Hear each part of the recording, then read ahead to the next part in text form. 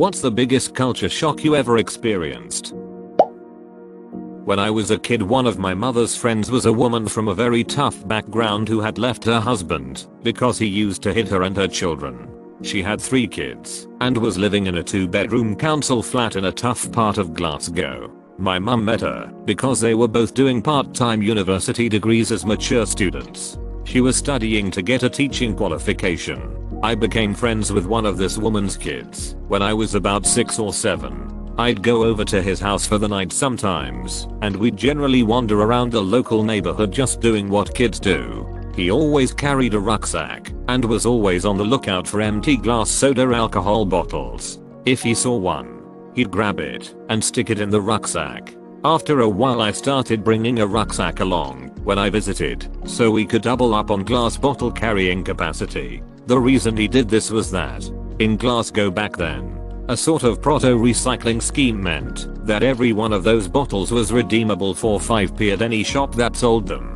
They'd collect them, give out 5p per bottle, send them off to be recycled, and be reimbursed for their time by the local government. We'd collect a bunch of these then. When we went back to the flat in the afternoon, my friend would proudly hand over a few quid in coins to his mother. He used to do this constantly, and it meant, this being the 1980s, a decent little earner to help pay for a bit of the household expenses and so on. I came from a family with a detached house in the suburbs that had 2 cars, 2 parents, 2 nice holidays a year, and no real worries when it came to money. Not rich, just lucky to be standard middle class. Meanwhile, this woman was raising 3 children by herself while studying to become a teacher in a tiny little damp flat in a bad part of town. She never asked her son to do what he did. He just took it upon himself aged 7 or whatever to go out and do it. It took me a while to understand what was happening, but once I did, I can honestly say it was one of the defining events of my life. Recently moved to the US 9 months ago, and I'm still not used to everyone asking me how I'm doing. I'm from Norway, and if the cashier asks how you are, you get embarrassed and don't know how to answer. Trying to cross the street in Hanoi, Vietnam. You can spot somebody who just got in a mile away because the look of apprehension and confusion on their face as they try to figure out how to do it. There are very few crosswalks with walk signs. In most places you look for a gap in the traffic and go. In Bangkok you just make sure the flow of traffic would have time to stop before they hit you, and you just go and maintain a constant pace. In Hanoi, especially near the French Quarter, you just slowly walk into traffic. There are no gaps. You can sort of put your hand out to let people know you're going, but you just kind of maintain a slow, inching, walking pace and traffic will part around you. Scary as duck the first time. I'm Thai, Michael Guasar from Argentina and Spain. I eat lunch at 12.30 hours and they are shocked. And the fact that for them lunch is at 16.00 is too crazy for me. Argentina is on a different schedule. I lived in Buenos Aires for couple months. You can hardly find anything open before 10.00. It's a city that wakes up late and stays up late for sure. I ducking love that city though. Moved to Australia from the Philippines. Driving normally between 60-80 km per hour is just impossible to achieve in Manila. Traffic management has been superb Melbourne as compared to Manila, so I just laugh inside my head when people here complain about being stuck behind the right light for like 2 minutes or something. Holidaying in Tokyo and watching 5-year-old kids walk themselves home from school and catching public transport all by themselves. I taught in Japan. My first week there, a kid fell asleep on the train and some random old lady buttoned up his jacket and tucked his bag under his arm. Came to New York City and located a good British chippy in Lower Manhattan. Bought sausage chips and gravy. Would be about 3-4 quid back home. The British guy behind the till managed to keep a straight face as he charged me 20. Did you cry? Or if you're British I assume you just stiffly paid it. Said nothing and seethed in silence. As a Brit, you ducking know that's exactly what he did. So I'm Norwegian, but I went to New Zealand for a year.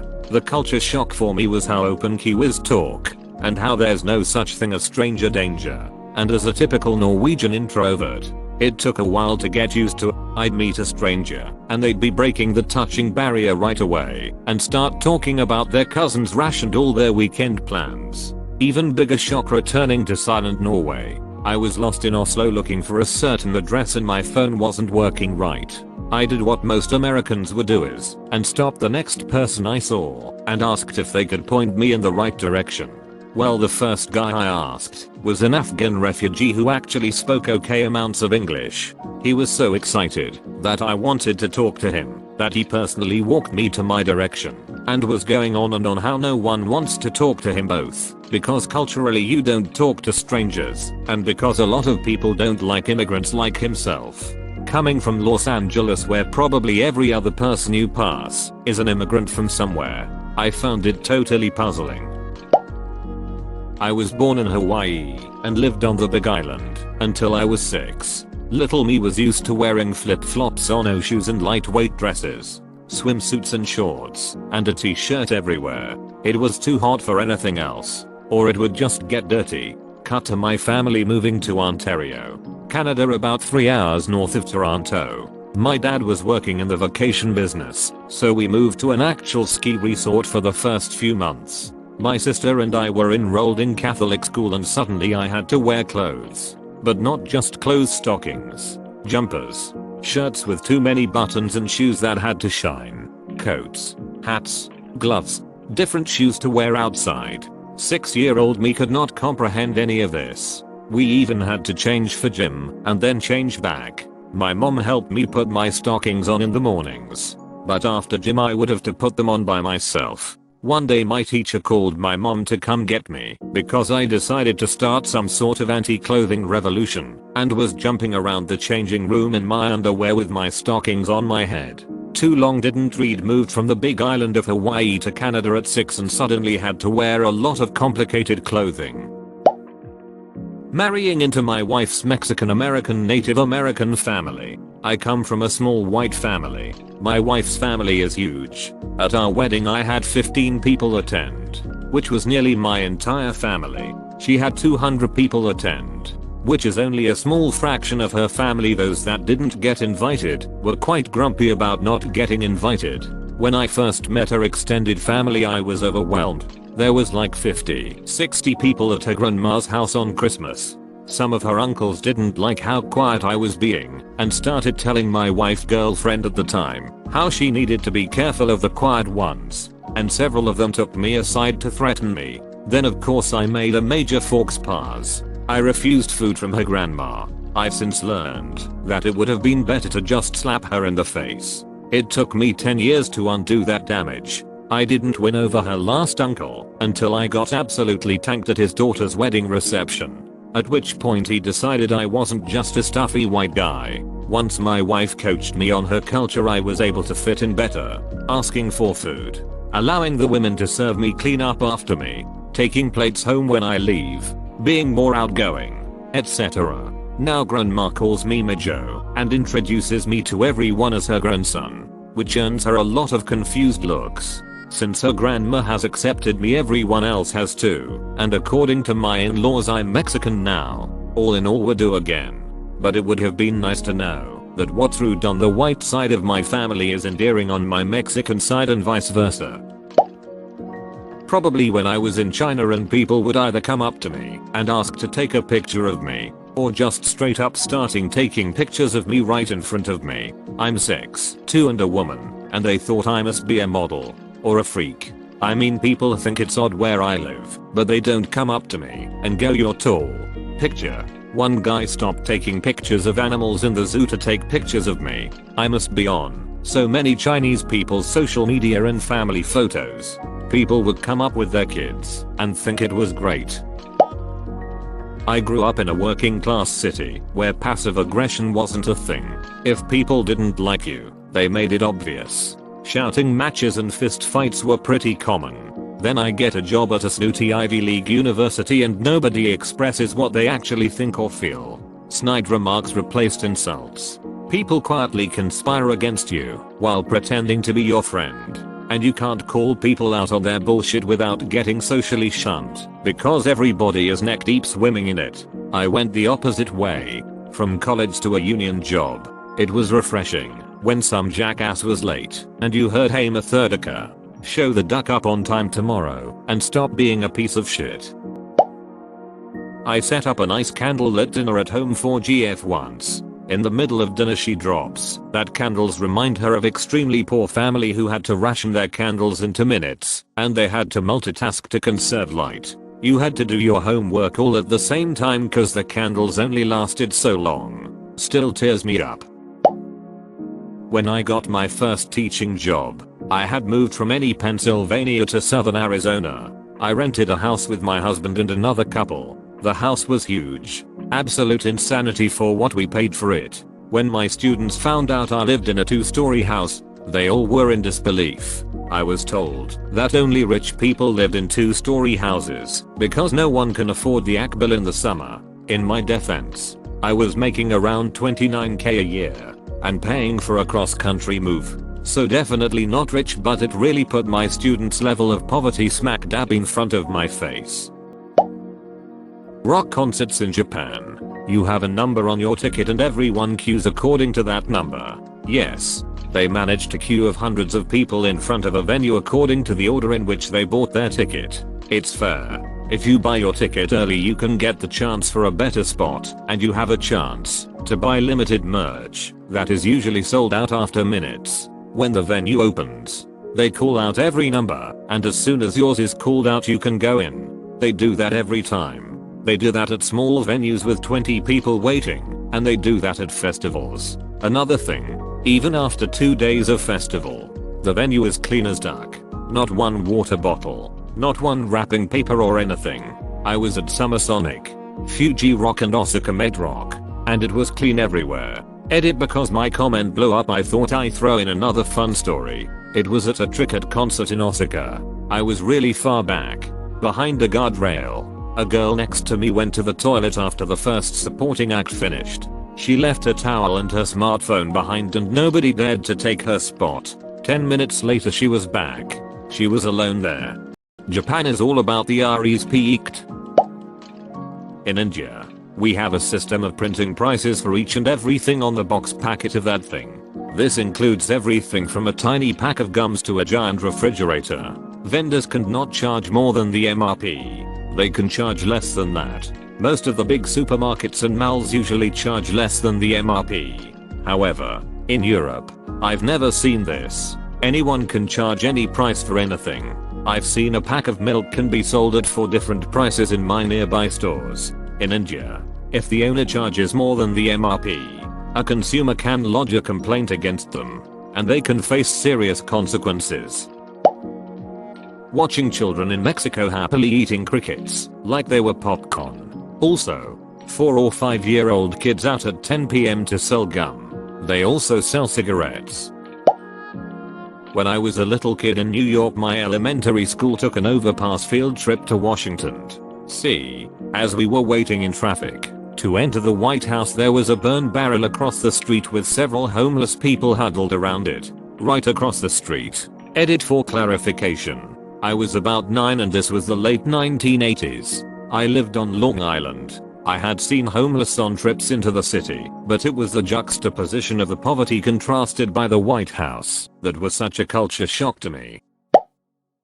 When a large Maori man asked to touch noses with me in greeting, the dude looked pissed until I manned up and was the first to touch noses. Then he had one of the best smiles I've ever seen on a mountain of a man. It lit up the entire cultural center. This happened to me in the bathroom of a pub my second night in Auckland. Dude looked like straight out of Once Were Warriors. Dude pulled me in real strong, held my head to his, and then said, "Welcome to Aotearoa. I loved living in NZ. Best 3 years of my life."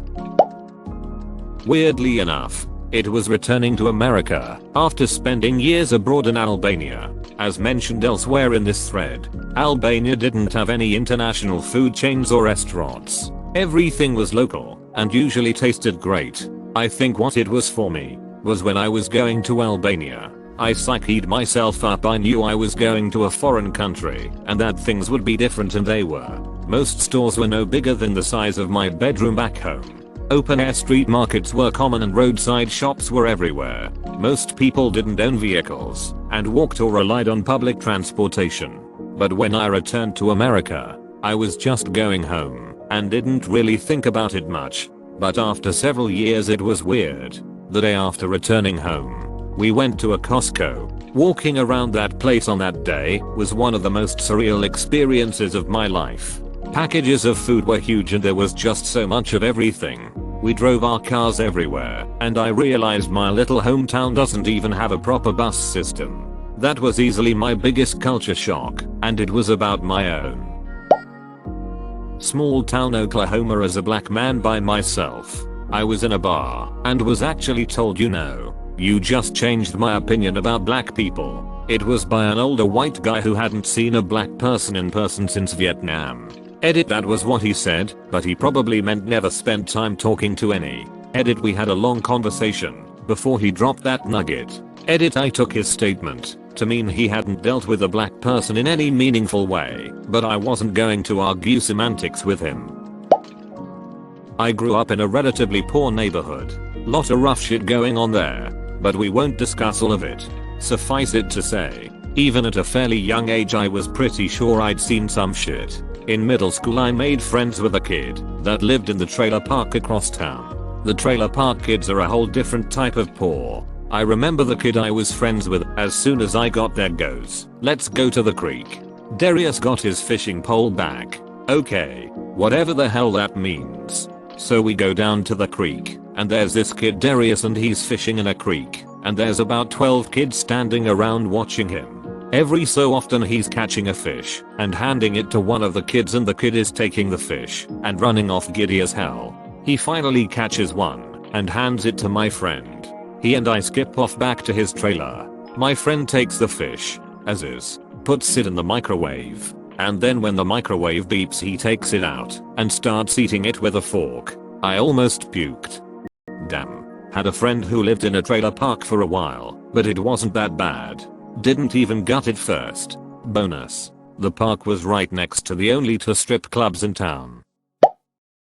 Not sure if it counts as a shock as much as a slow realization, because I've been going there all my life. But once I got to about 15 and visited Italy, I started getting asked out by guys who just wouldn't take no for an answer. You reject a guy in the UK and they'll normally take it well, unless they're a bit unhinged. But in Italy I said no to strangers. Friends I'd known for years. People I'd met that night, or people who were otherwise normal who'd be so persistent that I had to either leave or use my cousin as a fake BF.